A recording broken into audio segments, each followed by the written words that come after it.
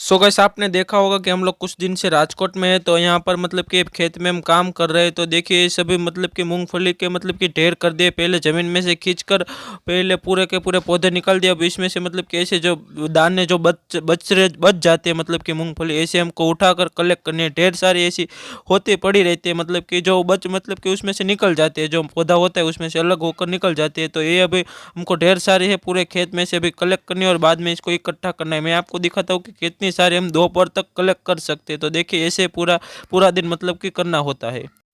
So guys finally मतलब कि दोपहर हो चुके हैं, मतलब कि एक या दो बज गए। अभी हम खाना खाने जा रहे हैं। तो देखिए इतनी सारी कलेक्ट हुई है, कुल हम मतलब कि 4 जन मिलकर कर रहे थे। और मतलब कि 2 लाइन मतलब हम गुजराती में इसको सा बोलते हैं, लेकिन हिंदी में क्या बोलते हैं पता नहीं।